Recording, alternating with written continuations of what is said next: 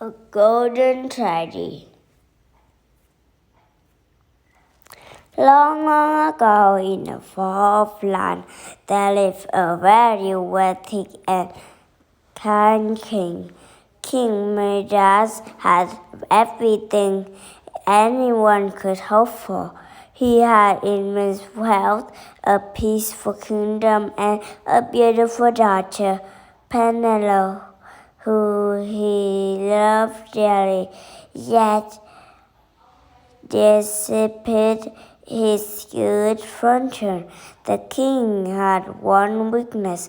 He wanted more. Most of all, he wanted to give his daughter everything. Penelope cared for the plumpiest, most beautiful bird in all the land. She helped little doves that she liked feather creatures such as chicken, turkeys, ducks, and geese. Best of all, their feathers glistened in the bright sunshine, and their clucks and quacks sounded like the sweetest music. Almost every day, each bird laid 3 eggs that seemed bigger than melon. But that was not good enough for the king. He wanted his daughter birds to lay golden eggs too. The king decided to surprise his daughter by giving her golden eggs. He set off to visit a wise wizard to enlist his help. King Midas asked the wizard for one wish. "And what is your wish?" the wizard asked, without thinking of secrets, which was his unusual way. King Midas started. "I would like the power to turn everything I touch into gold." The wizard, bewildered by the request, said, "But you're already the richest man in any kingdom. What could you possibly do with more gold?" King Midas simply said, "I have a great surprise in mind for my daughter. It will make her the happiest girl in the kingdom. Someday you will recognize Red sky is this." The wizard warned before casting a spell. The king fixed his thought on his daughter, who didn't even bother to inquire what the wizard thought. He would later granted his wish. This would prove to be a tragic mistake. The king traveled the road back to the palace, testing his new power. His path became littered with gold rocks and bordered by glittering flowers and trees with leaves of gold. The king saw only the golden hue of everything around him. He failed to notice that his kingdom turned stiff and still in his wake. Excited, he entered the palace and offered the chef to prepare a feast. From there, he walked to the royal barnyard. He went through from nest to nest, turned each egg to gold. The royal dinner bell rang, calling the king to his feast. He ran down, and instantly his chair became a golden throne. When he picked up his fork, it too turned to gold, along with his bite of roasted prison. He picked up his goblet, and presto, it changed from silver to gold.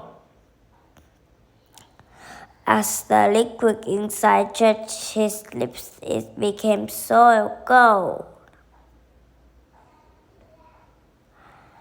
"What's this?" exclaimed the king. "What have I done? Whatever shall I drink or eat?" Just then came running into the room, dancing about in great excitement. Father, father, she started with Gray. Look what I found in the backyard nest. Golden eggs. She threw her arms around her father's neck and gave him a huge hug. As one might expect, a tragedy occurred. Penelope frozen in her loving embrace, stiff as a statue. Oh my, what have I done? King Midas cried. My daughter will never speak loving words to me again. She will never wrap her arms around me. Whatever will I do? King Midas walked himself into a frantic panic. He paced in circles with Jared and freezed. When it struck him, he had to return to the wizard and ask for another wish. Suddenly, the king mounted his horse, but before so to step in hardened into gold, the troubled king marched double time to the wizard college on the edge of his kingdom. When he arrived, he rushed to the door and rapped fiercely. Let me in, his voice inverted and quacked. The wizard immediately opened his now golden door. The king King Midas brought in.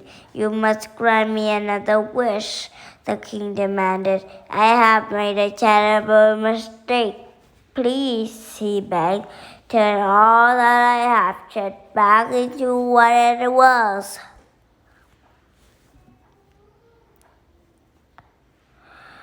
The only way I can do that is to take away all the gold and glitter that is surrounded you, warned the wizard. Even what would you have before this greedy gold chunk overtook you? Only then can the spell be reversed. Do you understand? Do what you must, but do it quickly, urged the king wisely. With a flick of his wrist, the wizard removed the power that has become the king's curse. King Midas' clothes became drab and common. His palace shrunk into a humble house. The king lost all that made him wealthy, but again something far more precious. His daughter. He learned that there are much more life than glitter and gold.